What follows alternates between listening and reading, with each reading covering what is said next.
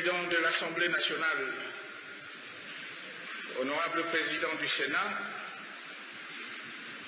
honorables députés et sénateurs, mes chers compatriotes, après mon adresse sur l'état de la nation le mois de novembre dernier, la situation socio-économique, politique et sécuritaire du pays m'oblige ce jour à m'acquitter de ce devoir constitutionnel plutôt que de coutume. En effet, la morosité des indicateurs macroéconomiques laisse aujourd'hui nos concitoyens perplexes au regard de son incidence bien compréhensible sur leur pouvoir d'achat.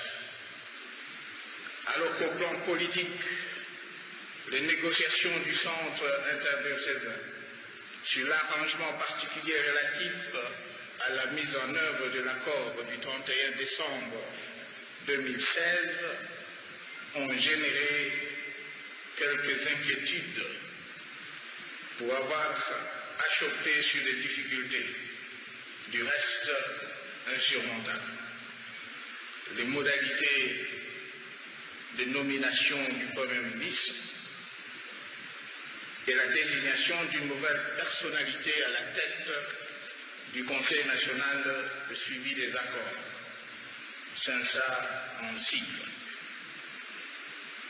Aussi, les dernières évolutions dans le Kasaï central et ses environs sont-elles restées marquées au plan sécuritaire par les actes de barbarie inacceptables et condamnables, dont la profanation et le saccage de nombreux édifices religieux, le viol et la décapitation de nombreuses femmes, d'une centaine d'éléments de nos forces de police et de l'armée, ainsi que celles de plusieurs civils et 2 experts des Nations Unies.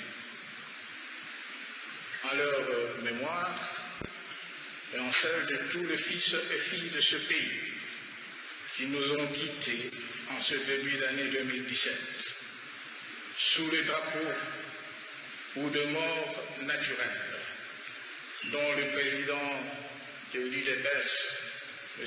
Étienne Tshisekedi Wamulumba, je vous invite à observer une minute de silence.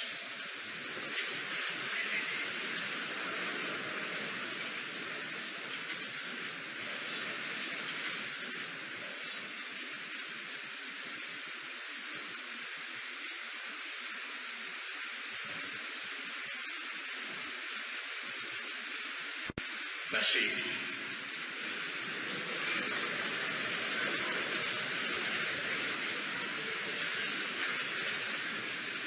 Honorable Président de l'Assemblée nationale, honorable Président du Sénat, honorables députés et sénateurs, mes chers compatriotes, le premier trimestre de l'année en cours a été marqué au plan sécuritaire par une évolution positive et encourageante de la situation dans l'est du pays, où nos populations du Tanganyika, du sud et du nord Kivu ont renoué progressivement avec la paix et la tranquillité, grâce aux opérations militaires de nos forces de sécurité, mais grâce aussi aux efforts de sensibilisation des autorités et notabilités locales. Ces actions doivent se poursuivre pour atteindre l'objectif d'une paix durable. Le temps de se réjouir un instant à juste titre de ce vent favorable. L'épicentre de l'insécurité se déplaça vers le centre du pays, où un conflit coutumier a dégénéré en violence meurtrière aveugle, entretenue par les milices muées en terroristes, violents, tuant, brûlant et détruisant tout sur leur passage. Il s'agit là, vous vous en doutez, d'une situation aujourd'hui au cœur de nos profondes préoccupations. L'énigme du départ, au contour coutumier, a été dénouée à travers un processus politique et administratif initié par le gouvernement central. Face aux actes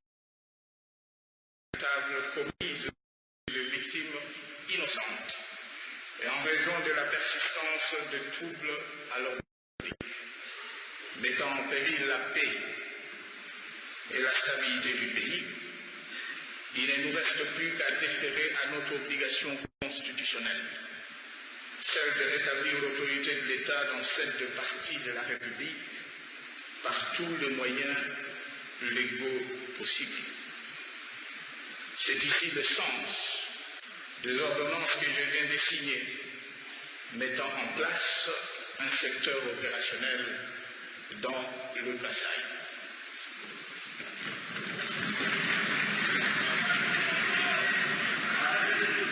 En même temps, des instructions ont été données au gouvernement central de manière à intensifier sa présence accrue dans les provinces touchées, à travers les milices ayant en charge l'intérieur et les affaires coutumières, en vue de la poursuite du règlement politique et administratif de nombreux conflits coutumiers signalés ça et là, et ce avec l'aide de l'Association nationale des autorités traditionnelles du Congo. Il est clair que les responsables présumés de toutes les exactions et crimes graves sur les civils, dont à ce jour 7 militaires des forces armées, déjà aux arrêts, répondront de leurs actes devant la justice. De la même façon, les crimes commis sur le milice par les miliciens, sur les paisibles citoyens, les agents de l'ordre et ceux des Nations Unies ne resteront pas impunis. Leurs auteurs, qui font eux aussi déjà l'objet des enquêtes judiciaires au niveau des parquets et auditorat militaires compétents, devront être sanctionnés conformément à la loi. D'ores et déjà, les instructions ont été données au gouvernement de la République afin qu'il apporte le concours nécessaire à la réalisation de dites enquêtes.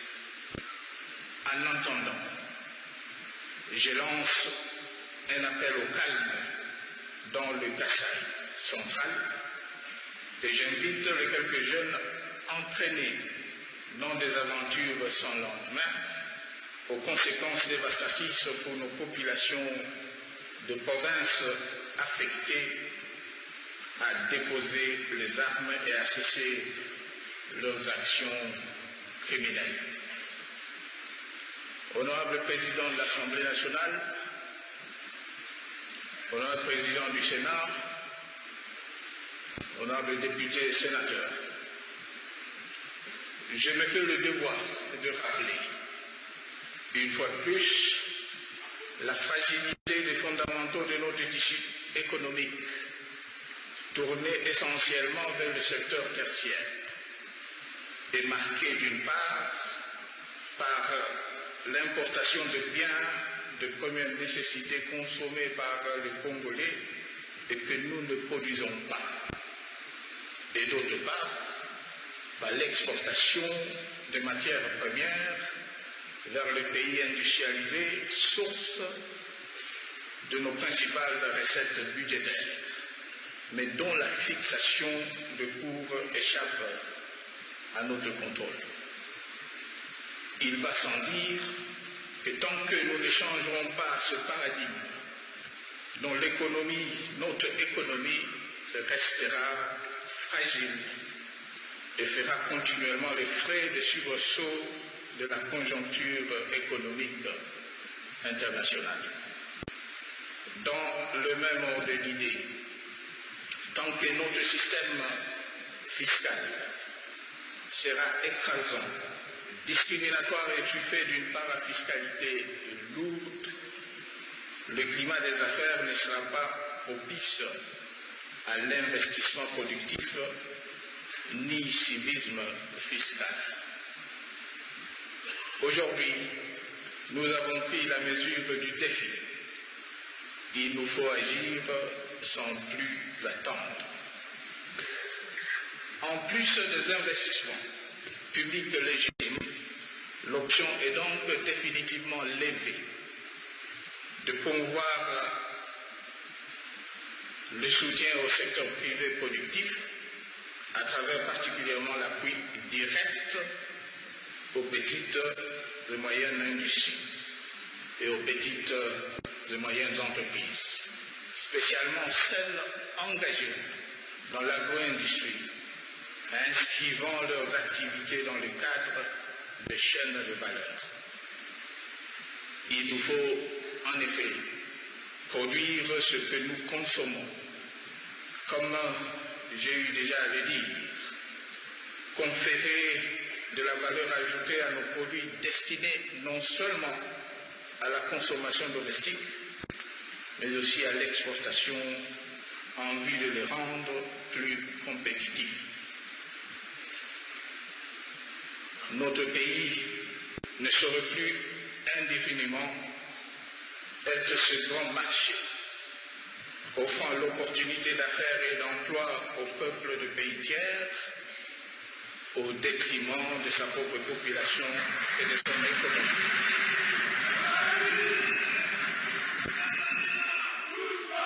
Par ailleurs, les efforts de mobilisation de ressources internes seront poursuivis à travers la lutte sans concession contre la fraude douanière et fiscale, ainsi que la contrebande, grâce aux réformes fiscales nécessaires et grâce à l'implantation très prochaine au sein de nos régies financières de systèmes de gestion informatisés de contribuables fournis par une expertise appropriée. C'est ici le lieu pour moi d'insister sur l'impérieuse nécessité pour le gouvernement de la République, l'Assemblée nationale et le Sénat de prendre des dispositions utiles en vue de l'adoption dans le plus bref délai et pendant la session en cours d'une nouvelle loi sur la fiscalité, de seul sur le partenariat public-privé, sans omettre la finalisation de la loi portant révision de certaines dispositions du Code minier, en sursis depuis plusieurs mois devant les deux chambres. Le gouvernement pourra ainsi disposer des outils solides pour stabiliser de manière pérenne et structurelle la situation économique en cours avant d'inverser définitivement la tendance préoccupante actuelle. L'amélioration de la situation sociale de nos populations en dépend. Honorables députés et sénateurs, je voudrais rappeler à la jeunesse de notre pays que la mise en œuvre effective de politiques appropriées promises en novembre dernier en vue de sa réinsertion socio-économique a démarré. La promotion de l'entrepreneuriat local à travers les mesures subventionnées de soutien au secteur privé ainsi que l'entrée en vigueur de la loi sur la sous-traitance aux PME et PMI locales constituent aujourd'hui des opportunités à saisir. Parallèlement à ces efforts qui créeront plusieurs milliers d'emplois, les entreprises du portefeuille de l'État ont été instruites de privilégier, dans le cadre de leur plan de redressement, la résorption du chômage des jeunes.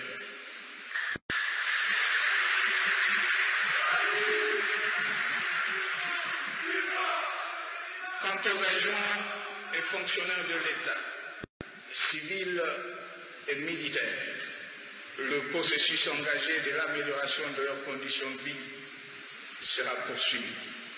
Une réforme relative à la maîtrise des effectifs et de la masse salariale, qui permettront en dernier ressort la réaffectation des économies réalisées au réajustement progressif de leur traitement. Honorable Président de l'Assemblée nationale, honorable Président du Sénat, honorables députés et sénateurs, conformément à ce qui est devenu une tradition politique dans notre pays, j'ai levé l'option depuis 2015 d'engager la classe politique et sociale de notre pays dans un dialogue afin de dégager le consensus indispensable à l'organisation du troisième cycle électoral apaisé.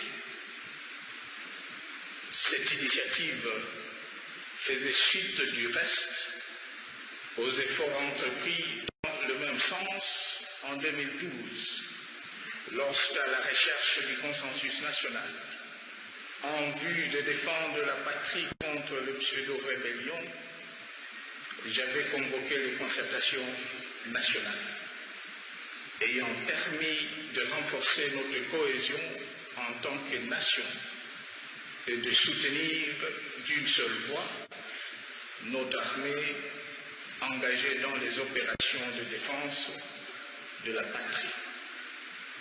Dans le même ordre d'idées, une fois de plus, la recherche du consensus m'a inspiré dans la convocation en novembre 2015 du dialogue politique national inclusif tenu sous la facilitation internationale de l'Union africaine.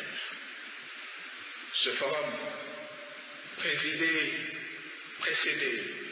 lui-même du pré-dialogue entre la majorité et l'UDPS, tenu dans plusieurs villes européennes, débouchera à la cité de l'Union africaine sur l'accord du 18 octobre 2006 entre l'opposition politique, la société civile et la majorité. Quoique cet accord ait jeté de bases solides à nos attentes, j'avais résolu de déférer à l'impératif de l'inclusivité en vue d'un plus large consensus de parties prenantes au processus électoral, en confiant à la conférence épiscopale nationale du Congo une mission de bons offices auprès du rassemblement de l'opposition.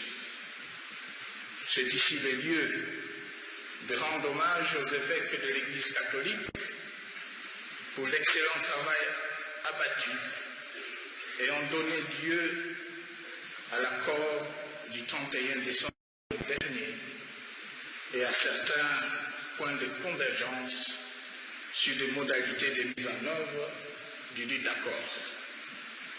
Hélas, en dépit de leurs efforts louables, ayant permis l'atteinte de plus de 90% des résultats escomptés, les parties prenantes n'ont pu dégager de consensus sur deux points, concernant respectivement la désignation du Premier ministre et celle du président du Conseil national de suivi de l'accord, tel que renseigné dans le rapport final de médiation transmis en date du 28 mars dernier. Honorable Président de l'Assemblée nationale, honorable Président du Sénat, honorables députés et sénateurs, J'aimerais rappeler une fois de plus que l'objectif poursuivi en organisant le dialogue reste l'organisation des élections.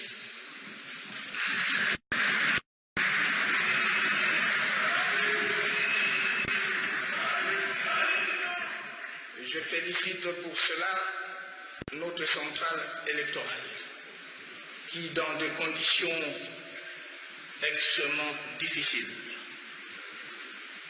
a abattu un travail remarquable et ont permis à ce jour de dépasser la barre de 21 500 000 électeurs enrôlés, avec essentiellement le financement propre du gouvernement de la République, évalué à ce jour à 320 millions de dollars. Je voudrais annoncer solennellement à notre peuple que les élections auront bel et bien lieu.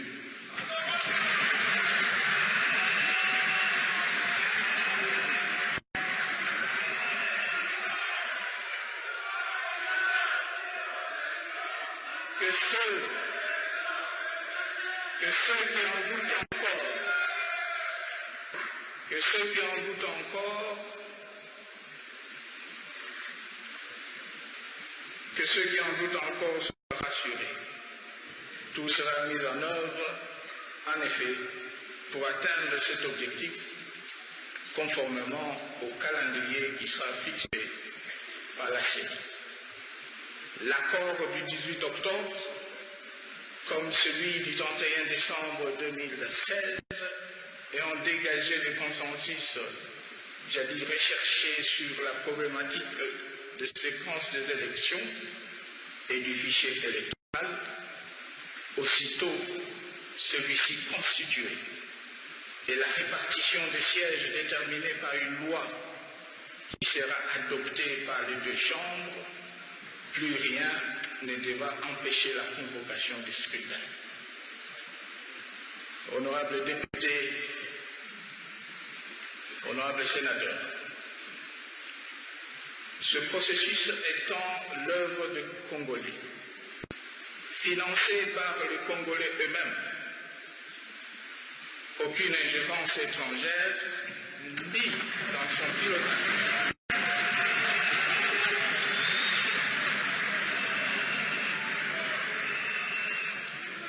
Aucune ingérence étrangère, ni dans son pilotage, moins encore dans son déroulement, ne sera toléré.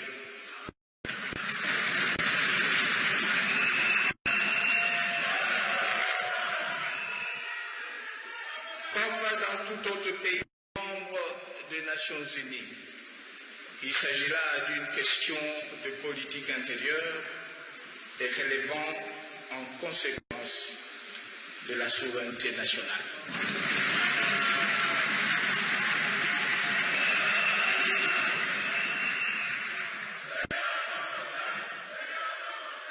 Et notre devoir, c'est bien celui de défendre justement l'indépendance et la souveraineté nationale.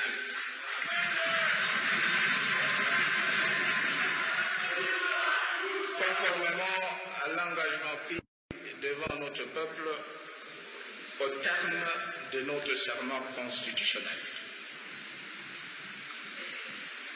Honorable Président de l'Assemblée nationale, honorable Président du Sénat, honorables députés et sénateurs, au cours de ces dernières 48 heures, j'ai été à l'écoute de la classe politique et sociale qui a répondu à mon invitation. J'ai noté une convergence de vues, notamment sur l'urgence qu'impose le règlement de 2 points relatifs à la mise en œuvre de l'accord, spécialement en ce qui concerne la question de la désignation d'un nouveau Premier ministre. À ce propos, un large consensus s'étant dégagé sur la procédure de désignation de celui-ci et sur les compétences de l'autorité de nomination.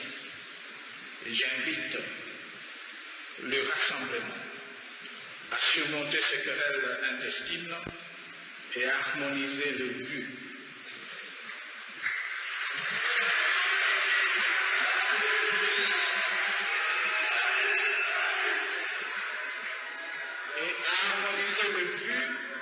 Sur la liste des candidats Premier ministre ayant le profil requis et convenu comme souhaité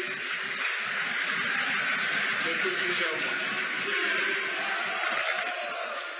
Et ceci en vue d'accélérer le processus de formation du nouveau gouvernement d'Union nationale. Comme relevé dans mon message de novembre 2016, et tenant compte du fait que le pays ne doit plus être l'otage d'intérêts personnels et des buts de positionnement des acteurs politiques,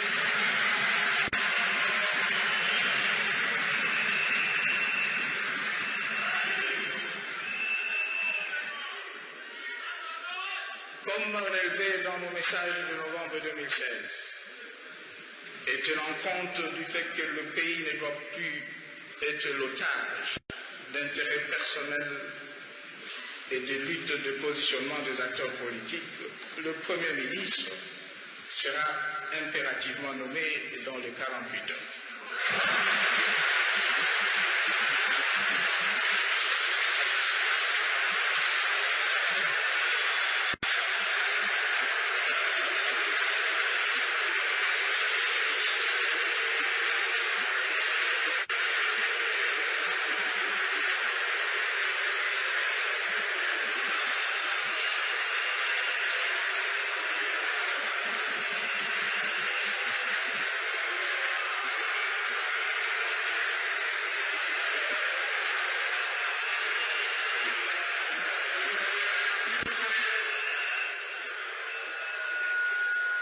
S'il vous plaît.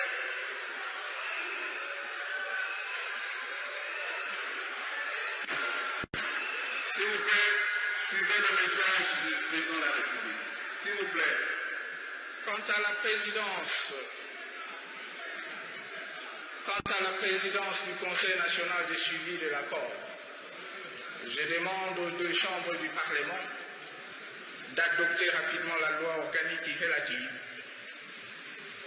en même temps que j'en appelle à l'accélération des tractations au sein de la classe politique en vue de la désignation dans la foulée, dès l'entrée en fonction du nouveau gouvernement, d'une personnalité consensuelle devant présider cette structure.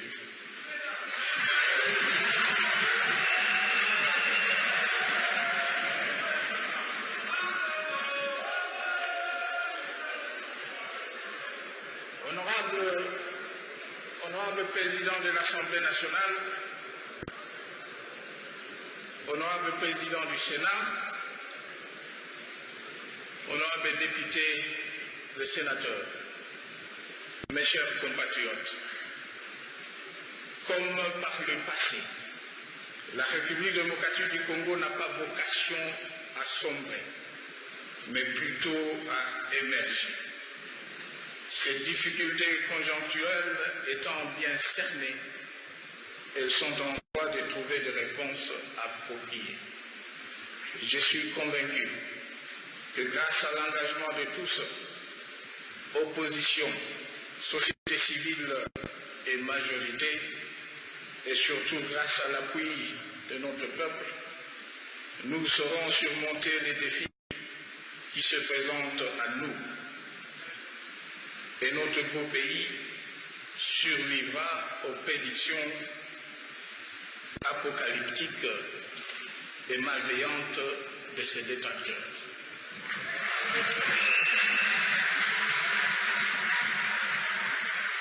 Honorable Président de l'Assemblée nationale, honorable Président du Sénat, Mesdames et Messieurs, Que Dieu bénisse notre pays. Je vous remercie.